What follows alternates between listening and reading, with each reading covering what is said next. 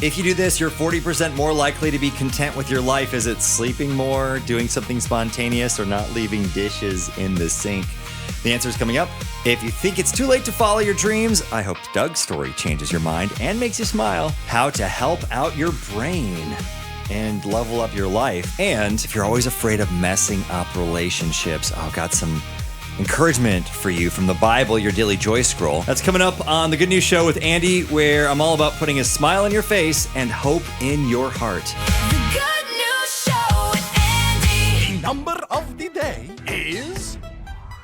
If you do this, you're 40% more likely to be content with your life. It is do something spontaneous. And a lot of the times that can come from God, where you go outside of the beaten path, you do something different than you're used to. That stepping out of the comfort zone, that's where you jump into the faith zone. So let me know when you've done that recently. It makes you happier when you do things that are spontaneous. So what have you done lately, Kathy? I make greeting cards for nursing homes for Christmas, and my goal is that none of them are the same. I did 1,900 last year. What? My goal this year is to do 5,000. Well, that's incredible, Kathy, but that doesn't sound like it's spontaneous. That's just, you're doing incredible planning to make a huge difference. So what's the spontaneous part? I work with God on this. I pick up a card that someone's given to me to recycle, or I stamp one, and I put it together. And always at the end I go, wow, because he has such a magnificent mind. And he gave me a great gift. Just found out that you're 40% more likely to be content with your life by doing this one thing. It is do something spontaneous. And if it's outside of your plan, I'd like to think it's in God's plan. Like one time, I was driving home with my wife, doing the thing that I can't tell you how many times I've done this in my life, thousands, driving home from Walmart. And for whatever reason, we decided to take a different way home. And as we're driving, my wife says, honey, stop, look what's in the ditch there. And I thought it was a trash bag, but it was somebody laying in the ditch. So I get out and run to them. And it was a homeless person that had been passed out and didn't look like they were doing well. So we called 911. We stayed with them until the paramedics came. And I wondered, how long had that person been laying there? How long would they have been laying there if God didn't put it on our heart to go a different way than we normally ever would? We never went that way home ever after that either. But for that one moment, God crossed our paths for a reason. I hope this story makes you smile today. If you've kind of given up on your dreams, thinking, it's too late. Doug felt that same way too, but he decided to go back to school.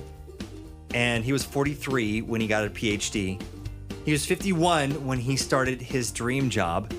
He was 54 when he married the love of his life, 55 when he ran his first marathon, 67 when he self-published his first book. And he says, I turn 70 next year and I can't wait to see what happens. This all happened because Doug realized something that's true for you too. You still have time. There's something about being spontaneous. Just talked about this a little while ago, that you're much more likely to be content with your life when you do spontaneous things, because comfort is a slow death.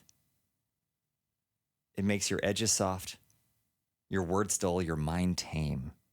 That's what the world wants. The world wants you predictable, contained, easy to explain. But God hasn't built you for that. He hasn't built you for small talk and safe dreams. God put you in the place you are now for big things, to shake the ground, to have a faith that moves mountains, to have a faith that others will look at and say, that's dangerous.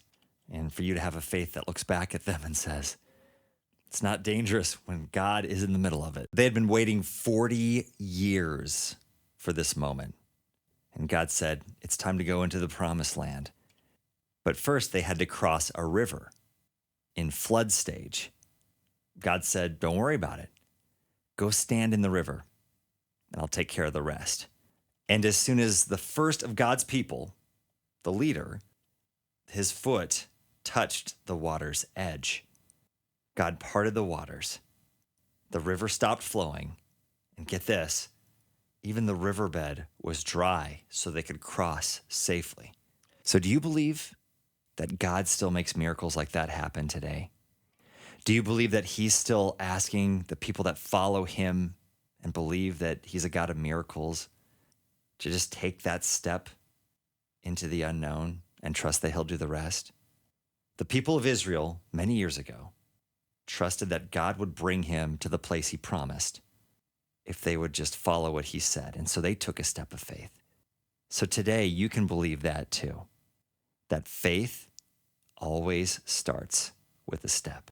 If you want to improve your mental health, here's one way to do that and level up your life. Write things down. Our brains are for having ideas, not holding them. And it looks like you've got a text from God. Isaiah 26:3 says, I will keep you in perfect peace. Just trust in me. Peace isn't found in control.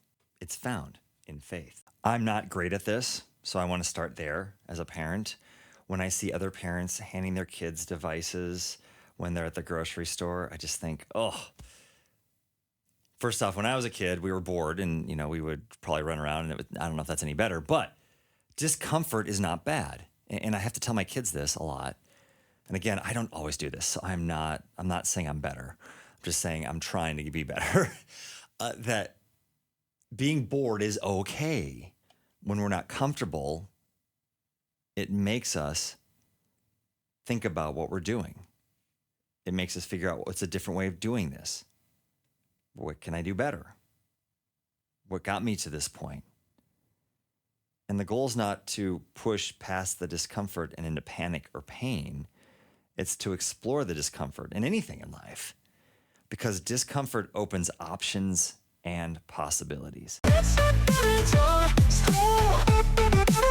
If you're afraid that you're always messing up relationships, got some encouragement for you with your daily joy scroll. There are people who really do have the grace for you. What that simply means is God has empowered certain people to be able to do life with you. They're there for the good times, the bad times, and the ugly. And when they saw you're ugly, they didn't judge you, abandon you, and say they just don't want to be around you no more. They decided to stay despite it all. You get to a point in your life where you realize, okay, I should probably address all the ugly in me that can sometimes sabotage my meaningful relationships. The best thing you can do is just appreciate those people. The Bible says, love covers the multitude of sin. And when you have people that love you, that's literally what it feels like. Those people also cover you. Tough truth about time management. I'm always looking for more time in my day, if you are too. It's not about squeezing more tasks into your calendar. It's about kicking the wrong tasks off the calendar altogether. Oh. Hold on, I gotta go delete some things on my Google Calendar. Productivity hacks can get pretty complicated. Here's a very simple one. It's an ancient proverb. If you chase two rabbits, both will escape. This is a prayer you can pray anytime, anywhere, right now. God, you have blessed me in so many ways, and I am truly grateful. Just shared a quick prayer thanking God that no matter what's going on, God, we can say, you have blessed me, and I am truly grateful. And Guy agrees. Too blessed to be stressed. That's always what I say when somebody says to me, how are you doing? The reaction is just amazing. They're like, where'd you get that? And I point upstairs and I'm like, you can use it. It's free. Use it anytime. Spread the word. Talking about blessings, and it can be easy to feel guilty when you say, God, you've blessed me so much. And I just see that other people, they're going through it. And this can be something cliche that you say, or you can really mean it. I believe that it's true, and it can change everything when you believe that you are blessed. God blessed you with what you have to be a blessing to others. There is somebody that God has already connected you to, or is going to very soon, that has the exact thing that you have to give away.